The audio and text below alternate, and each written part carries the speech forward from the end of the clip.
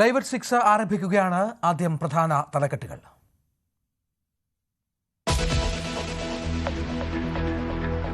VS. അച്യുതാനന്ദന്റെ ആരോഗ്യനില അതീവ ഗുരുതരം. ആന്തരിക അവയവങ്ങളുടെ പ്രവർത്തനം കാര്യക്ഷമമല്ല. രക്തസമ്മർദ്ദവും സാധാരണ നിലയിലല്ല. ആരോഗ്യനില വിലയിരുത്തി തിരുവനന്തപുരം മെഡിക്കൽ കോളേജിലെ സംഘം.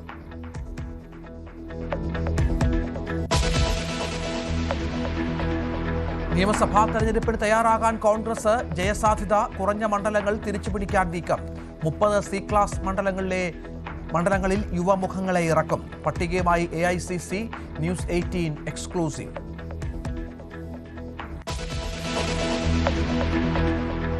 സംസ്ഥാനത്തിന്റെ പുതിയ പോലീസ് മേധാവിയായി റവാഡ ചന്ദ്രശേഖർ നാളെ ചുമതലയേൽക്കും.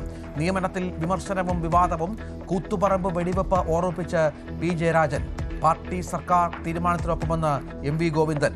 ചുമതലയൊഴിഞ്ഞ ദർവേഷ് സാഹിബിന് സേനയുടെ യാത്രയയപ്പ്.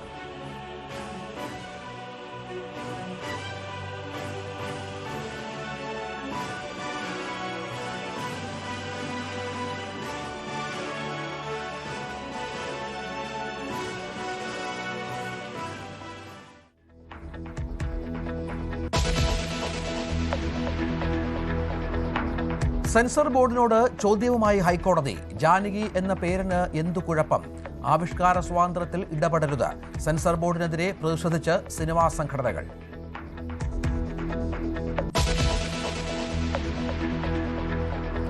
തിരുവനന്തപുരം മെഡിക്കൽ കോളേജിലെ ശസ്ത്രക്രിയ മുടങ്ങലിൽ അന്വേഷണവുമായി ആരോഗ്യവകുപ്പ്. ഡോക്ടർ ഹാരിസ് ചിറക്കലിന്റെ ആരോപണങ്ങളിൽ 4 അംഗ സമിതിയുടെ റിപ്പോർട്ട് ഉടൻ. പരാതിയിൽ ഉറച്ച് ഹാരിസ് ചിറക്കൽ.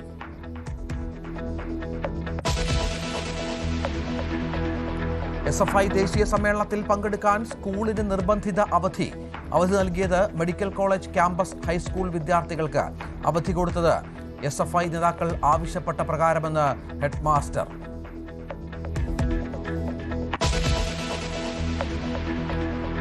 രാജീവ് ചന്ദ്രശേഖറിനെതിരെ രൂക്ഷ വിമർശനവുമായി മുരളീധരൻ സുരേന്ദ്രൻ വിഭാഗങ്ങൾ. പുതിയ നേതൃത്വം രാഷ്ട്രീയം സംസാരിക്കുന്നില്ല. വികസനം മാത്രം പറഞ്ഞാൽ കേരളത്തിൽ വിലപ്പോകില്ല. എല്ലാം കച്ചവടക്കണ്ണായാൽ പാർട്ടി തകരുമെന്നും BJP കോർ കമ്മിറ്റിയിൽ വിമർശനം.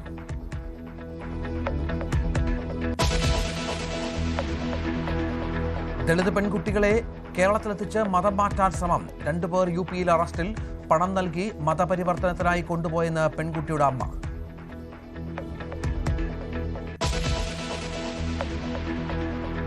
വാർത്തകളുടെ വിശദാംശങ്ങളിലേക്ക്. വി.എസ്. അച്യുതാനന്ദന്റെ ആരോഗ്യനില അതീവ ഗുരുതരമെന്ന വിദഗ്ധ സംഘം. സർക്കാർ നിയോഗിച്ച തിരുവനന്തപുരം മെഡിക്കൽ കോളേജിലെ സംഘമാണ് ആരോഗ്യനില വിലയിരുത്തിയത്. ആന്തരിക അവയവങ്ങളുടെ പ്രവർത്തനം കാര്യക്ഷമമല്ല. രക്തസമ്മർദ്ദവും സാധാരണ നിലയല്ല. വി അരുൺ ഏറ്റവും പുതിയ വിവരങ്ങളുമായി ചേരും. അരുണ്, ഈ വിദഗ്ധ സംഘത്തിന്റെ റിപ്പോർട്ടാണ് ഏറ്റവും പുതുതായി വന്നത്. എന്തെങ്കിലും പുതിയ വിവരങ്ങളുണ്ടോ ആരോഗ്യനില സംബന്ധിച്ച്?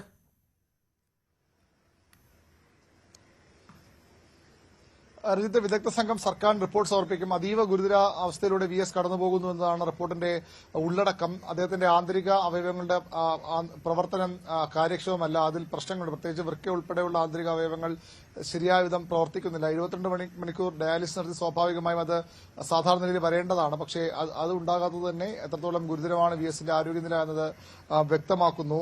അദ്ദേഹത്തിന് ഇൻഫെക്ഷൻ, ശ്വാസകോശത്തിൽ അണുബാധ ഉണ്ടായി എന്ന സംശയമുണ്ട്. നേരത്തെ തന്നെ ചെറിയ തോതിൽ അണുബാധ ഉണ്ടായിരുന്നു. അതിനുള്ള മരുന്നുകൾ അദ്ദേഹം നൽകുന്നുണ്ട്. അതിപ്പോൾ ഉണ്ടായതല്ല എന്നാണ് ഇപ്പോൾ വിദഗ്ധ സംഘം വ്യക്തമാക്കുന്നത്. പക്ഷേ അണുബാധ ഒരു വിഷയമായി ഡോക്ടർമാർ കാണുന്നുണ്ട്. വൃക്കകളുടെ പ്രവർത്തനം ശരിയായി നടക്കുന്നില്ല.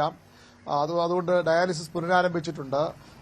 രക്തസമ്മർദ്ദം സാധാരണ നിലയിലാക്കാൻ ഇതുവരെയും കഴിഞ്ഞിട്ടില്ല. അദ്ദേഹത്തിന്റെ തലച്ചോറിന്റെ പ്രവർത്തനവും അത്ര കാര്യക്ഷമമല്ല എന്നാണ് ഡോക്ടർമാർ വിലയിരുത്തുന്നത്. അങ്ങനെ പൊതുവിൽ VSന്റെ അവസ്ഥ ഓരോ മണിക്കൂറിലും കൂടുതൽ മോശമാവുകയാണ്, കൂടുതൽ ഗുരുതരമായി മാറുകയാണ്.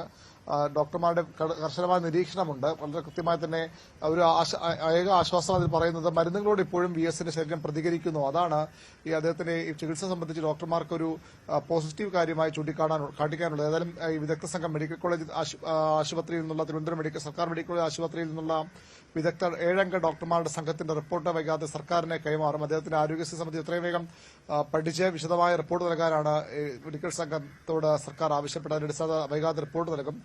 തീർത്തും ആശങ്കയുണ്ടാക്കുന്ന ആരോഗ്യ അവസ്ഥയിൽ കൂടിയാണ് കേരളത്തിന്റെ മുൻ മുഖ്യമന്ത്രി, ഇന്ത്യയിൽ ഏറ്റവും തലമുതിർന്ന കമ്മ്യൂണിസ്റ്റ് നേതാവ്, ഏറ്റവും ജനകീയനായ നേതാക്കൾ, കേരളം കണ്ട ഏറ്റവും ജനകീയ നേതാക്കളിൽ ഒരാളായ VS അച്യുതാനന്ദൻ ഇപ്പോൾ കടന്നുപോകുന്നത്. ശരി. നിയമസഭാ തെരഞ്ഞെടുപ്പിൽ ജയസാധ്യതയുള്ള മണ്ഡലങ്ങൾ ഉറപ്പിക്കാൻ 3ാം വട്ട സർവേ പൂർത്തിയാക്കി AICC. ജയസാധ്യത കുറഞ്ഞ 30 C ക്ലാസ് മണ്ഡലങ്ങളിൽ യുവമുഖങ്ങളെ മത്സരരംഗത്തിറക്കി മണ്ഡലങ്ങൾ തിരിച്ചുപിടിക്കാനാണ് പദ്ധതി. തിരുവമ്പാടിയിൽ VS ജോയിയും തൃത്താലയിൽ VT ബൽറാമും തൃശൂരിൽ സന്ദീപ് വാര്യരും മത്സരരംഗത്തിറങ്ങും എന്നാണ് സൂചനകൾ. News 18 exclusive. ജയമുറപ്പുള്ള മണ്ഡലങ്ങൾ, ജയിക്കാൻ സാധ്യതയുള്ള മണ്ഡലങ്ങൾ, ജയസാധ്യത കുറഞ്ഞ മണ്ഡലങ്ങൾ എന്നിങ്ങനെ 3 വിഭാഗങ്ങളായി തിരിച്ചുകൊണ്ടാണ് AICCയുടെ സർവേ നടപടികൾ പൂർത്തിയായിരിക്കുന്നത്. ജയസാധ്യത കുറഞ്ഞ 30 C ക്ലാസ് മണ്ഡലങ്ങളിൽ യുവമുഖങ്ങളെ മത്സരരംഗത്തിറക്കി മണ്ഡലങ്ങൾ തിരിച്ചുപിടിക്കാനാണ് പദ്ധതി. തിരുവമ്പാടി, തൃത്താല, തൃശൂർ എന്നിവിടങ്ങളിൽ യഥാക്രമം VS ജോയി, VT ബൽറാം, സന്ദീപ് വാര്യർ തുടങ്ങിയ പേരുകൾക്കാണ് മുൻതൂക്കം. ചെങ്ങന്നൂരിൽ യൂത്ത് കോൺഗ്രസ് സംസ്ഥാന വൈസ് പ്രസിഡന്റ് അബിൻ വർക്കിയും, തിരുവനന്തപുരം സെൻട്രലിൽ KS ശബരിനാഥനും, പീരുമേട്ടിൽ KSU സംസ്ഥാന അധ്യക്ഷൻ അലൂഷ്യസ് സേവ്യറും പരിഗണനാ പട്ടികയിൽ ഇടം പിടിച്ചിട്ടുണ്ട്. ഉദുമയിൽ BP പ്രദീപ് കുമാർ, തൃക്കരിപ്പൂരിൽ ജോമോൻ ജോസ്, തളിപ്പറമ്പിൽ യൂത്ത് കോൺഗ്രസ് നേതാവ് അബ്ദുൾ റഷീദ്, പയ്യന്നൂരിൽ മുഹമ്മദ് ഷമാസ്, കണ്ണൂരിൽ Rijil Makkutty, പേരാമ്പ്രയിൽ VR Anoop, കൊയിലാണ്ടിയിൽ KM Abhijith, Kozhikode നോർത്തിൽ Vidya Balakrishnan, ബാലുശ്ശേരിയിൽ VT Sooraj, തവനൂരിൽ AM Rohit, പട്ടാമ്പിയിൽ Riyas Mukkoli, കുന്നംകുളത്ത് സോയ ജോസഫ്, മണലൂരിൽ ശോഭ സുബിൻ, കൊടുങ്ങല്ലൂരിൽ OJ ജനീഷ്, കോതമംഗലത്ത് ജിൻഡോ ജോൺ, അമ്പലപ്പുഴയിൽ AR കണ്ണൻ, കായംകുളത്ത് അരിത ബാബു, കാഞ്ഞിരപ്പള്ളിയിൽ KSU സംസ്ഥാന വൈസ് പ്രസിഡന്റ് ആൻ സെബാസ്റ്റ്യൻ, പുനലൂരിൽ അഡ്വക്കേറ്റ് സഞ്ജയ് ഖാൻ, കഴക്കൂട്ടത്ത് JS Akhil, Chirayinkeezhu BS Anoop, Nedumangad BRM Shafeer, വർക്കലയിൽ MJ ആനന്ദ്, അരുവിക്കരയിൽ MR ബൈജു തുടങ്ങിയ പേരുകൾക്കാണ് മുൻഗണന. നിർദ്ദിഷ്ട മണ്ഡലങ്ങൾ കേന്ദ്രീകരിച്ച് പ്രവർത്തനം തുടങ്ങാൻ യുവമുഖങ്ങൾക്ക് കോൺഗ്രസ് ഹൈക്കമാൻഡ് ഉടൻ നിർദ്ദേശം നൽകുമെന്നാണ് വിവരം. അതേസമയം മുതിർന്ന നേതാക്കളുടെ തമ്മിലടി ജയസാധ്യതകളെ പ്രതികൂലമായി ബാധിക്കുന്ന പശ്ചാത്തലത്തിൽ സ്ഥാനാർത്ഥി നിർണയത്തിലും തെരഞ്ഞെടുപ്പ് പ്രചാരണത്തിലും AICC നേരിട്ടാകും മേൽനോട്ടം വഹിക്കുക. ഡാൻ കുര്യൻ, ന്യൂസ് 18, തിരുവനന്തപുരം. റവാഡ ചന്ദ്രശേഖർ പുതിയ സംസ്ഥാന പോലീസ് മേധാവി. പ്രത്യേക മന്ത്രിസഭാ യോഗമാണ് 3 പേരുടെ ചുരുക്കപ്പട്ടികയിൽ നിന്ന് റവാഡ ചന്ദ്രശേഖറിന്റെ പേര് തിരഞ്ഞെടുത്തത്. 1991 കേരള കേഡർ IPS ഓഫീസറാണ് റവാഡ ചന്ദ്രശേഖർ. തലശ്ശേരി ASP ആയാണ് തുടക്കം. ഇപ്പോൾ കേന്ദ്ര സർവീസിലുള്ള അദ്ദേഹം കേരളത്തിൽ എത്തും വരെ law and order ADGP H Venkatesh ചുമതല വഹിക്കും. പ്രധാനമന്ത്രിയുടെ സുരക്ഷാ ചുമതലയുള്ള SPGയുടെ അഡ്മിനിസ്ട്രേറ്റീവ് മേധാവി സ്ഥാനത്ത് നിന്നാണ് സംസ്ഥാന പോലീസ് മേധാവിയായുള്ള റവാഡ ചന്ദ്രശേഖരന്റെ നിയമനം. 1991 ബാച്ച് കേരള കേഡർ ഉദ്യോഗസ്ഥനാണ്. തിരുവനന്തപുരം സിറ്റി പോലീസ് കമ്മീഷണർ അടക്കം കേരള പോലീസിൽ സുപ്രധാന പദവികൾ വഹിച്ചിട്ടുണ്ട്. IB സ്പെഷ്യൽ ഡയറക്ടറായി സേവനമനുഷ്ഠിക്കുന്നതിനിടെയാണ് റവാഡ ചന്ദ്രശേഖരനെ ക്യാബിനറ്റ് സെക്രട്ടേറിയറ്റിലെ സെക്രട്ടറി സെക്യൂരിറ്റി എന്ന സുപ്രധാന പദവിയിൽ കേന്ദ്ര സർക്കാർ നിയമിച്ചത്. കേന്ദ്ര ഇന്റലിജൻസ് ബ്യൂറോയുടെ സ്പെഷ്യൽ ഡയറക്ടറായിരുന്ന റവാഡ IB മേധാവിയാകുമെന്നാണ് പ്രതീക്ഷിച്ചിരുന്നത്. എന്നാൽ നിലവിലെ മേധാവിക്ക് കേന്ദ്രം കാലാവധി നീട്ടി നൽകിയതോടെയാണ് അദ്ദേഹം കേരളത്തിലേക്ക് മടങ്ങാൻ താൽപ്പര്യം പ്രകടിപ്പിച്ചത്. സംസ്ഥാനത്തെ DGPമാരുടെ സീനിയോറിറ്റി പട്ടികയിൽ 2ാമനാണ് റവാഡ. CPMന്റെ രാഷ്ട്രീയ ചരിത്രത്തിലെ ചോര പുരണ്ട അധ്യായമായ കൂത്തുപറമ്പ് വെടിവെപ്പുമായി ബന്ധപ്പെട്ട് പ്രതിസ്ഥാനത്ത് നിർത്തിയിരുന്ന IPS ഉദ്യോഗസ്ഥരാണ് റവാഡ ചന്ദ്രശേഖർ. CPMന്റെ രക്തസാക്ഷി രാഷ്ട്രീയത്തിലെ വൈകാരിക സംഭവമായ കൂത്തുപറമ്പ് വെടിവെപ്പുമായി ബന്ധപ്പെട്ട ഉദ്യോഗസ്ഥൻ തന്നെ ഇടത് സർക്കാരിന്റെ കാലത്ത് പോലീസ് തലപ്പത്തേക്ക് വരുന്നത് വലിയ രാഷ്ട്രീയ കൗതുകത്തിനും ചർച്ചകൾക്കും വഴിവെക്കുമെന്നുറപ്പ്. 1994 നവംബർ 25 കൂത്തുപറമ്പിൽ അന്നത്തെ മന്ത്രി MV രാഘവനെതിരെ DYFI നടത്തിയ പ്രതിഷേധത്തിന് നേരെയുണ്ടായ വെടിവെപ്പിൽ 5 പ്രവർത്തകരാണ് കൊല്ലപ്പെട്ടത്. അന്ന് കണ്ണൂർ ASP ആയിരുന്ന റവാഡ ചന്ദ്രശേഖരനെതിരെ പിന്നീട് അധികാരത്തിൽ വന്ന നയനാർ സർക്കാർ കേസെടുത്തിരുന്നു. എന്നാൽ 2012 ഹൈക്കോടതി അദ്ദേഹത്തെ കേസിൽ നിന്ന് കുറ്റവിമുക്തനാക്കി. കൂത്തുപറമ്പിന്റെ ചരിത്രം തടസ്സമാകാതെയാണ് 2ാം പിണറായി സർക്കാരിന്റെ അവസാന വർഷം റവാഡ ചന്ദ്രശേഖരനെ സംസ്ഥാന പോലീസിന്റെ അമരക്കാരനാക്കിക്കൊണ്ടുള്ള രാഷ്ട്രീയ വിട്ടുവീഴ്ചയ്ക്ക് സർക്കാർ തയ്യാറായിരിക്കുന്നത്. ഡാൻ കുര്യൻ, ന്യൂസ് 18, തിരുവനന്തപുരം. കൂത്തുപറമ്പ് വെടിവെപ്പ് നടന്നിട്ട് കാലങ്ങൾ എത്രയായെന്ന് ഇ.പി. ജയരാജൻ. വെടിവെപ്പുണ്ടാക്കിയത് UDF ആണെന്നും നടപടിക്രമങ്ങളും ചട്ടങ്ങളും പാലിച്ചാണ് DGPയെ നിയമിച്ചതെന്നും ഇ.പി. ജയരാജൻ പറഞ്ഞു. ആ സമയത്ത് കാലം എത്രയായി, കാലങ്ങൾ എത്ര പോയി? പോലീസ് പ്രൊമോഷനും പോലീസ് നിയമനവും അതിൻ്റെ നിയന്ത്രണങ്ങളും അതിൻ്റെ ഉന്നതാധികാരത്തിലുള്ള സ്ഥാനത്തുള്ളവരെ നിയമിക്കാനും പ്രത്യേക DGP, IG തുടങ്ങിയിട്ടുള്ള രംഗങ്ങളിലൊക്കെ നിയമിക്കാനുള്ള അധികാരം ഗവൺമെൻറ്റിനുള്ളതാണ്. അതിലൂടെ നിയമങ്ങളും ചട്ടങ്ങളുമുണ്ട്, പരമ്പരാഗതമായിട്ടുള്ള നടപടിക്രമങ്ങളുണ്ട്. ആ നടപടികൾക്കനുസരിച്ച് മാത്രമേ ഏത് ഗവൺമെൻറ്റിന് നിശ്ചയിക്കാൻ പറ്റൂ. അതുമാത്രമേ കേരളത്തിൽ പിണറായി ഗവൺമെൻറ് നിശ്ചയിച്ചിട്ടുള്ളൂ. പിന്നെ ഇതിനെക്കുറിച്ച് വിമർശിക്കാൻ എന്ത് ധാർമ്മിക അധികാരമാണ് കോൺഗ്രസിനും UDFനും ഉള്ളത്? കൂത്തുപറമ്പിൽ മാത്രമല്ല, നാടാകെ അടിയും വെടിവെപ്പും ഭീകരതയും. കൂത്തുപറമ്പിൽ 5 പേരെ വെടിവെച്ച് കൊന്നു ഓൺ ദ സ്പോട്ട്. സഖാ പുഷ്പൻ വെടിയേറ്റ് മരിച്ചു. എത്ര കാലം കിടന്നിട്ടാണ് മരിച്ചത്? ആരാ ഉണ്ടാക്കിയത്? UDF അല്ലേ? നിങ്ങൾക്ക് എന്ത് UDFന് എന്ത് ധാർമ്മികതയാ അതിനവലപിക്കാൻ ഇന്ന് വരെ നിങ്ങൾ കഴിഞ്ഞോ? നിങ്ങൾ ആ കൊലപാതകികളോടൊപ്പമല്ലേ? ഇപ്പം കുറച്ച് നീതിന്മാർ ഇറങ്ങി പുറപ്പെട്ടിരിക്കുന്നു. കപടവും കാപട്യവുമാണത്, വഞ്ചനയാണത്. അതാണ് UDF.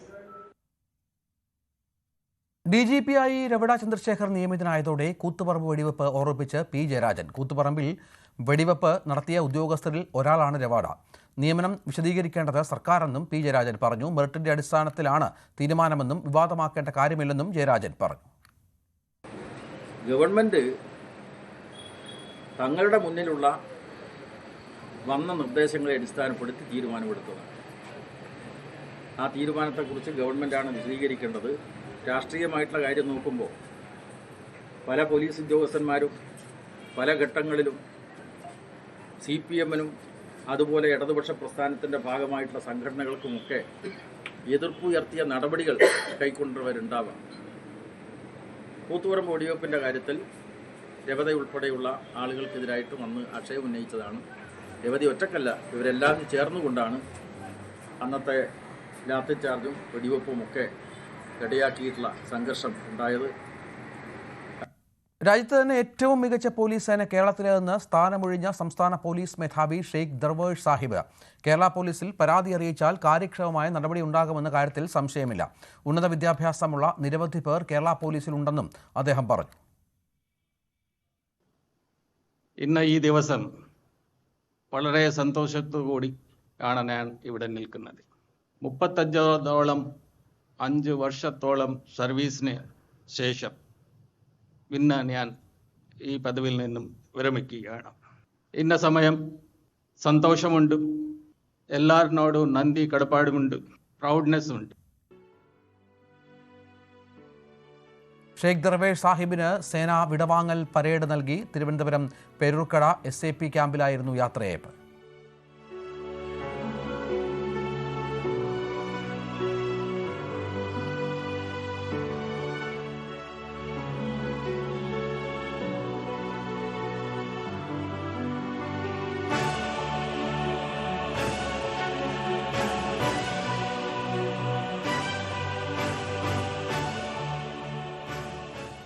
വൈകിട്ട് പോലീസ് ആസ്ഥാനത്തും സഹപ്രവർത്തകർ DGPക്ക് യാത്രയയപ്പ് നൽകി.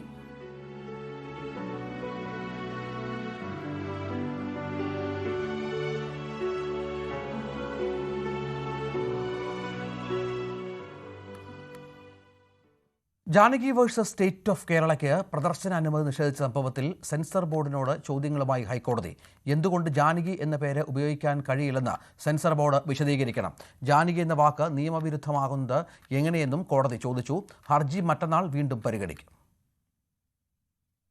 ജാനകി എന്ന പേരിന് എന്താണ് കുഴപ്പമെന്ന ചോദ്യം കോടതി ആവർത്തിച്ചു. ഇന്ത്യയിലെ എല്ലാ പേരുകളും ഏറെക്കുറെ ദൈവത്തിന്റെ പേരുകളാണ്. ജാനകി എന്ന വാക്ക് നിയമവിരുദ്ധമാകുന്നത് എങ്ങനെയെന്ന് വ്യക്തമാക്കുവാനും കോടതി സെൻസർ ബോർഡിനോട് ആവശ്യപ്പെട്ടു. എന്തുകൊണ്ടാണ് ജാനകി എന്ന പേര് മാറ്റില്ലെന്ന് നിർമ്മാതാക്കൾ വാശി പിടിക്കുന്നതെന്ന് സെൻസർ ബോർഡിന്റെ ചോദ്യത്തെ കോടതി വിമർശിച്ചു. എന്ത് പേരിടണം, എന്ത് കണ്ടന്റ് ചെയ്യണമെന്ന് സെൻസർ ബോർഡ് കലാകാരന്മാരോട് പറയരുത്. ആവിഷ്കാര സ്വാതന്ത്ര്യത്തിൽ ഇടപെടാൻ നിങ്ങൾക്ക് കഴിയില്ലെന്നും കോടതി പറഞ്ഞു. ജാനകി എന്ന പേരിടുന്നതിൽ തടസ്സമെന്തെന്ന് കൃത്യമായി ഉത്തരം നൽകണം. ആരുടെ വികാരങ്ങളെയാണ് വ്രണപ്പെടുത്തുന്നതെന്നും പറയണം. മറ്റന്നാൾ ഹർജി പരിഗണിക്കുമ്പോൾ എല്ലാത്തിനും കൃത്യമായ മറുപടി വേണമെന്നും ഹൈക്കോടതി നിർദ്ദേശിച്ചു. ന്യൂസ് 18 കൊച്ചി. സെൻസർ ബോർഡിന്റെ കടന്നാക്രമണത്തിനെതിരെ കൈകോർത്ത് സിനിമാ സംഘടനകൾ. പ്രൊഡ്യൂസേഴ്സ് അസോസിയേഷൻ, ഫെഫ്ക, അമ്മ എന്നീ സംഘടനകളാണ് പ്രതിഷേധ സമരം നടത്തിയത്. 100ഓളം സിനിമാ പ്രവർത്തകർ തിരുവനന്തപുരം ചിത്രാഞ്ജലി സ്റ്റുഡിയോയിൽ ഒത്തുചേർന്നു.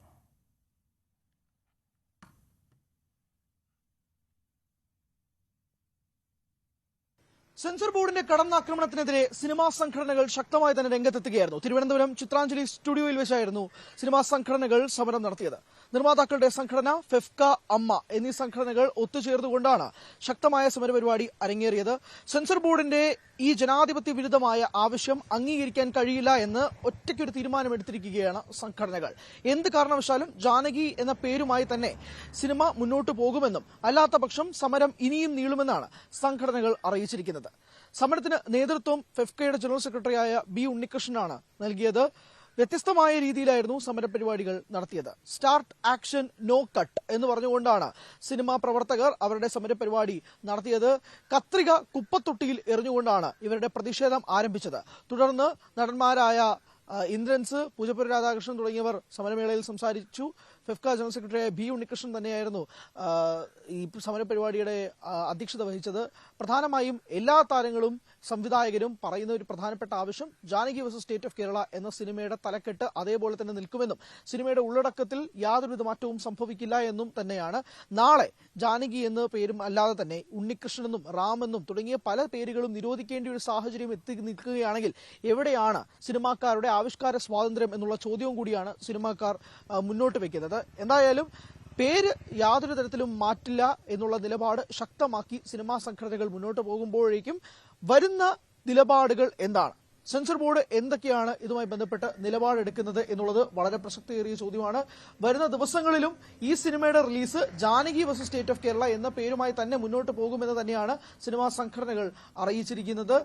ക്യാമറമാൻ സന്തോഷ് കുമാറിനൊപ്പം ഹരികൃഷ്ണൻ, ന്യൂസ് 18. BJP കോർ കമ്മിറ്റിയിൽ രാജീവ് ചന്ദ്രശേഖറിന് രൂക്ഷ വിമർശനം. മുരളീധരൻ, സുരേന്ദ്രൻ വിഭാഗങ്ങളാണ് വിമർശനം ഉന്നയിച്ചത്. പുതിയ നേതൃത്വം രാഷ്ട്രീയം സംസാരിക്കുന്നില്ലെന്നാണ് പ്രധാന ആരോപണം.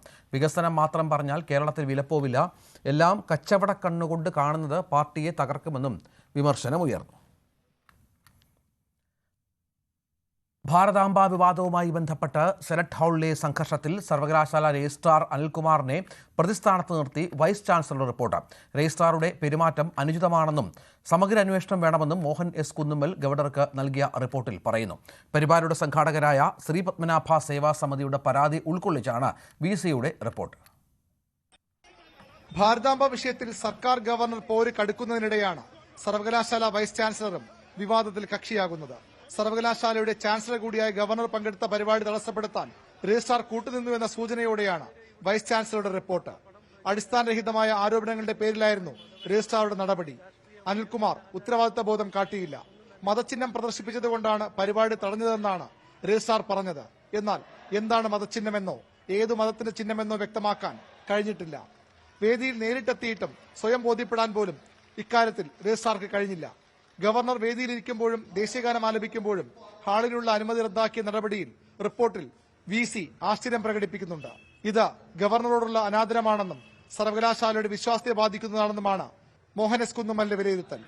ഭാരതാംബയുടെ ചിത്രം പ്രദർശിപ്പിച്ചതിനാൽ ചടങ്ങ് അട്ടിമറിക്കാൻ സിൻഡിക്കേറ്റ് അംഗങ്ങളുടെ സമ്മർദ്ദത്തിന് വഴങ്ങി രജിസ്ട്രാർ പ്രവർത്തിച്ചു എന്ന സംഘാടകരുടെ ആരോപണവും vice chancellor ഏറ്റുപിടിക്കുന്നുണ്ട്.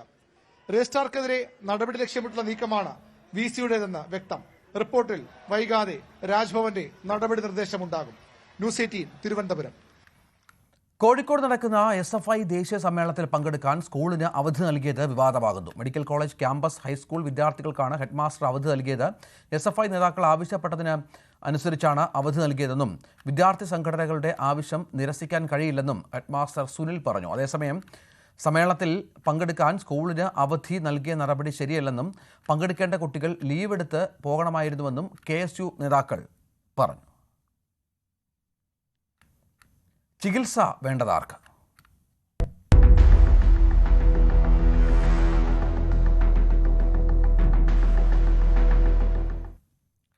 Thiruvananthapuram medical college ആശുപത്രിയിൽ ഉപകരണങ്ങളുടെ ലഭ്യതക്കുറവിനെ തുടർന്ന് ശസ്ത്രക്രിയ മുടങ്ങുന്നുവെന്ന ആരോപണത്തിൽ അന്വേഷണവുമായി ആരോഗ്യവകുപ്പ്. ഡോക്ടർ ഹാരിസ് ചിറക്കലിന്റെ ആരോപണങ്ങളിൽ അന്വേഷണം നടത്തുന്ന 4-അംഗ സമിതി ഉടൻ ആരോഗ്യമന്ത്രി വീണ ജോർജിന് റിപ്പോർട്ട് നൽകും. ഇതിനിടെ ഡോക്ടർ ഹാരിസിന് ഐക്യദാർഢ്യം പ്രഖ്യാപിച്ച് കോൺഗ്രസ് ജില്ലാ കമ്മിറ്റിയുടെ നേതൃത്വത്തിൽ മെഡിക്കൽ കോളേജ് ആശുപത്രിയിലേക്ക് മാർച്ച് നടത്തി. യൂറോളജി വിഭാഗത്തിന് പുറമെ മെഡിക്കൽ കോളേജ് ആശുപത്രിയിലെ 26 ഡിപ്പാർട്ട്മെന്റുകളിൽ ഉപകരണങ്ങളുടെ ലഭ്യതക്കുറവിനെ തുടർന്ന് ശസ്ത്രക്രിയകൾ മുടങ്ങുന്നെന്നായിരുന്നു ഡോക്ടർ ഹാരിസ് വിറക്കലിന്റെ തുറന്നു പറച്ചിൽ. നടപടി വിവാദമായതോടെ 4-അംഗ സമിതിയെ ആരോഗ്യമന്ത്രി ഉന്നതതല അന്വേഷണത്തിന് നിയോഗിക്കുകയായിരുന്നു. ആരോപണമുന്നയിച്ച യൂറോളജി വിഭാഗം മേധാവി ഡോക്ടർ ഹാരിസിൽ നിന്നുൾപ്പെടെ സമിതി വിശദമായ വിവരങ്ങൾ ചോദിച്ചറിയും. അതിനിടെ വിഷയം ഏറ്റെടുത്ത പ്രതിപക്ഷം മെഡിക്കൽ കോളേജ് ആശുപത്രി അധികൃതരുടെ അനാസ്ഥയിൽ പ്രതിഷേധിച്ച് ആശുപത്രി കവാടത്തിലേക്ക് മാർച്ച് നടത്തി. കെ മുരളീധരൻ പ്രതിഷേധം ഉദ്ഘാടനം ചെയ്തു.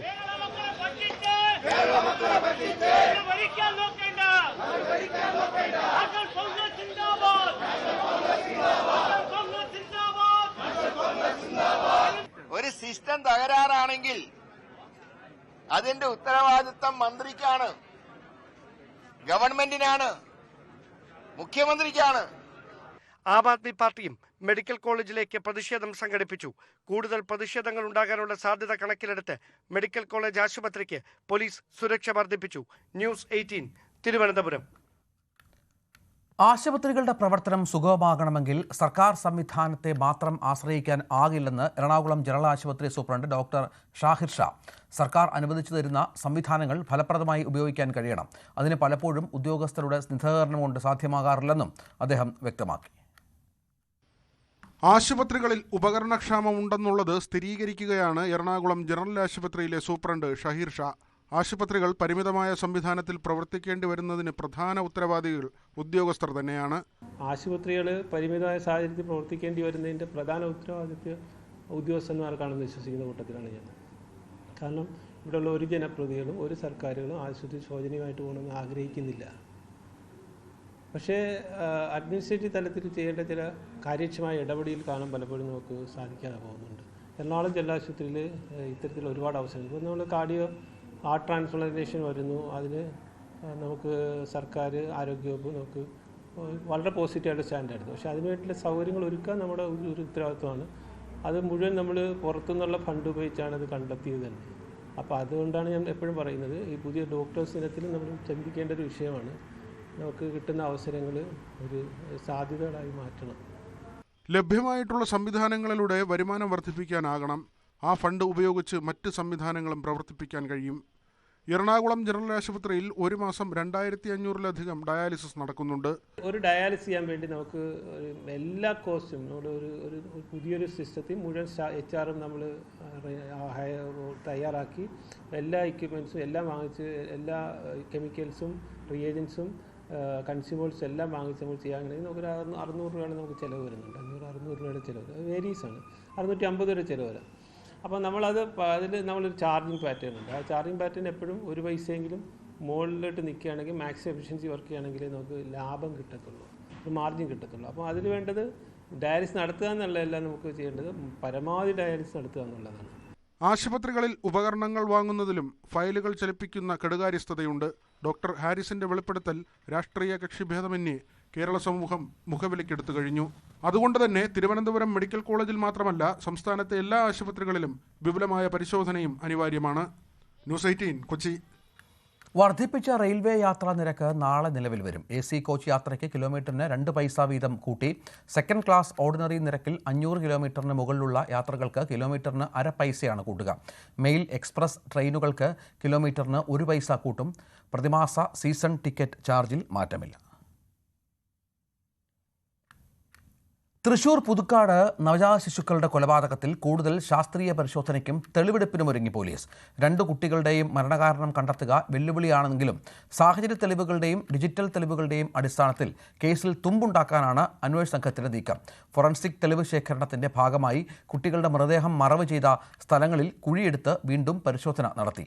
2ാമത്തെ കുട്ടിയുടെ മൃതദേഹ ഭാഗങ്ങൾ കണ്ടെത്തി. കുറ്റം സംബന്ധിച്ച അനീഷയെയും ഭവിനെയും ഇന്നലെ രാത്രി വീടുകളിലെത്തി നടത്തിയ തെളിവെടുപ്പിന് ശേഷമാണ് കൂടുതൽ ശാസ്ത്രീയ പരിശോധനകൾ നടത്താൻ അന്വേഷണ സംഘം തീരുമാനിച്ചത്.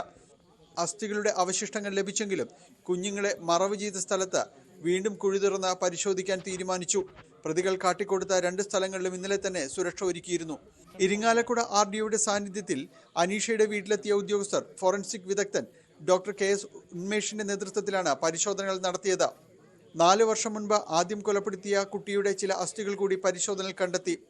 2 കുട്ടികളെയും മാതാപിതാക്കൾ ചേർന്ന് കൊലപ്പെടുത്തിയതാണെന്ന് പോലീസ് ഉറപ്പിക്കുന്നുണ്ടെങ്കിലും മരണകാരണം ശാസ്ത്രീയ പരിശോധനകളിൽ തെളിയിക്കാനാകില്ലെന്നത് അന്വേഷണ സംഘത്തിന് മുന്നിലെ വെല്ലുവിളിയാണ്.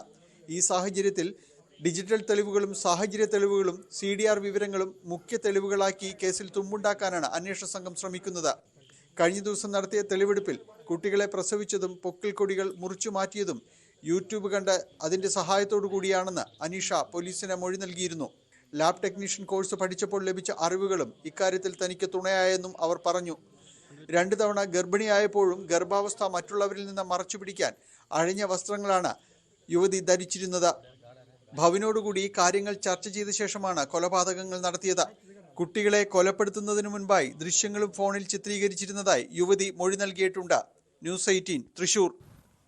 മലപ്പുറത്തെ ഒരു വയസ്സുകാരന്റെ മരണം മഞ്ഞപ്പിത്തം ബാധിച്ചതിനെ തുടർന്ന് പ്രാഥമിക പോസ്റ്റ്മോർട്ടം റിപ്പോർട്ട്. സാമ്പിൾ രാസപരിശോധന ഫലം വന്നതിന് ശേഷം തുടർ നടപടികളിലേക്ക് പോലീസ് കടക്കും. കുഞ്ഞിന് മാതാപിതാക്കൾ ചികിത്സ നൽകിയില്ലെന്ന വിവരത്തിന്റെ അടിസ്ഥാനത്തിലാണ് പോലീസ് കേസ് അന്വേഷിക്കുന്നത്. നവാസ് ഹറീറ ദമ്പതിമാരുടെ മകൻ ഇസൈൽ ഇർഫാൻ വെള്ളിയാഴ്ചയാണ് മരിച്ചത്. കോട്ടയം ഈരാറ്റുപേട്ടയിലെ ദമ്പതിമാരുടെ ആത്മഹത്യ ബ്ലേഡ് പലിശക്കാരുടെ ഭീഷണിയെ തുടർന്ന് എന്ന് കുടുംബത്തിന്റെ പരാതി. കടുത്തുരുത്തിയിൽ നിന്നെത്തിയ പലിശക്കാരുടെ സംഘം വിഷ്ണുവിനെ ഭീഷണിപ്പെടുത്തിയതായി പരാതിയിൽ പറയുന്നു. രശ്മിക്കെതിരെയും അധിക്ഷേപം നടത്തിയതായി കുടുംബം പറയുന്നു. ഈരാറ്റുപേട്ട പനക്കപ്പാളത്ത് വാടകയ്ക്ക് താമസിക്കുന്ന വിഷ്ണുവിനെയും രശ്മിയെയും രാവിലെയാണ് മരിച്ച നിലയിൽ കണ്ടത്. ഇതിന് പിന്നാലെ പോലീസ് നടത്തിയ അന്വേഷണത്തിലാണ് കൂടുതൽ വിവരങ്ങൾ പുറത്തുവന്നത്. കരാറെടുത്ത് കെട്ടിട നിർമ്മാണം നടത്തിയിരുന്ന വിഷ്ണുവിന് വലിയ സാമ്പത്തിക ബാധ്യത ഉണ്ടായിരുന്നു. ഇതിനെ തുടർന്ന് പല ബ്ലേഡ് സംഘങ്ങളിലായി പണം കടം വാങ്ങിയിരുന്നു. ഇതിൽപ്പെട്ട കടുത്തുരുത്ത് സംഘമാണ് വിഷ്ണുവിനെ വീട്ടിലെത്തി ഭീഷണിപ്പെടുത്തി മർദ്ദിച്ചത്. ഈരാറ്റുപേട്ടയിലെ സ്വകാര്യ ആശുപത്രിയിൽ നഴ്സിംഗ് സൂപ്രണ്ടായി ജോലി ചെയ്ത് വരികയായിരുന്നു മേലികാവ് സ്വദേശിനിയായ രശ്മി. ജോലിക്കിടെ ഹോസ്റ്റലിൽ താമസിച്ച രശ്മിയെ അവിടെ എത്തിയും അധിക്ഷേപിച്ചതായി കുടുംബം മൊഴി നൽകി. ഇരുവരെയും കിടപ്പുമുറിയിലാണ് മരിച്ച നിലയിൽ കണ്ടെത്തിയത്. സിറിഞ്ച് ഉപയോഗിച്ച് മരുന്ന് കുത്തിവെച്ച് ആത്മഹത്യ ചെയ്തു എന്നാണ് പോലീസിന്റെ പ്രാഥമിക നിഗമനം. പോസ്റ്റ്മോർട്ടം റിപ്പോർട്ട് വന്നാലാകും ഇക്കാര്യത്തിൽ വ്യക്തത കൈവരിക. എന്തായാലും ബ്ലേഡ് സംഘത്തെ തേടി പോലീസ് അന്വേഷണം ആരംഭിച്ചിട്ടുണ്ട്. ന്യൂസ് 18 കോട്ടയം. ദളിത് പെൺകുട്ടിയെ മതം മാറ്റാൻ കേരളത്തിലേക്ക് കടത്തിയ 2 പേർ UPയിൽ പിടിയിൽ. ലിൽഹട്ട് ഗ്രാമത്തിലെ താമസക്കാരായ കഹ്കാഷ്ട ബാനോ, മുഹമ്മദ് കൈഫ് എന്നിവരാണ് അറസ്റ്റിലായത്. 15 വയസ്സുകാരിയെ തൃശ്ശൂരിലാണ് എത്തിച്ചത്. മെയ് 8-ന് കഹ്കാഷ ബാനോയും മറ്റൊരാളും 15 വയസ്സുള്ള തൻ്റെ മകളെ പണം നൽകി വശീകരിച്ച് മതപരിവർത്തനത്തിനായി കേരളത്തിലേക്ക് കൊണ്ടുപോയി എന്നാണ് കുട്ടിയുടെ അമ്മയുടെ പരാതി. ദരിദ്ര കുടുംബങ്ങളിൽപ്പെട്ട പെൺകുട്ടികളെ മതപരിവർത്തനത്തിനായി കേരളത്തിലേക്ക് കൊണ്ടുപോകുന്ന സംഘടിത റാക്കറ്റിന്റെ ശൃംഖലയെക്കുറിച്ച് അന്വേഷിക്കുകയാണെന്ന് പോലീസ് പറഞ്ഞു. दिनांक 28 जून को थाना फूलपुर पर ग्राम लिलहट निवासिनी श्रीमती गुड्डी देवी द्वारा एक तहरीर थाने पे दी गई, जिसमें उनके द्वारा सूचना दी गई कि दिनांक 8 मई को लिलहट की ही रहने वाली दरकशा बानो पुत्री मोहम्मद इस्माइल उम्र 19 वर्ष द्वारा पहला फुसाद कर व पैसों का प्रलोभन देकर उसकी 15 वर्षीय नाबालिग लड़की को धर्म परिवर्तन कराने के उद्देश्य से केरल ले जाया गया तथा इस संबंध में थाना फूलपुर पर सूचना देने पर अज्ञात नंबर से फोन करके गाली गलौज व जान से मारने की धमकी दी। हमारी लड़की 8 मई को दावत खाने गई थी कोटेदार की बिटिया के साथ शादी में, और वहीं से गायब हो गई 10 बजे रात। हम हेर रहे थे कहाँ गई और വാർത്താ ബുള്ളറ്റിൻ പൂർണ്ണമാവുകയാണ്. നമസ്കാരം.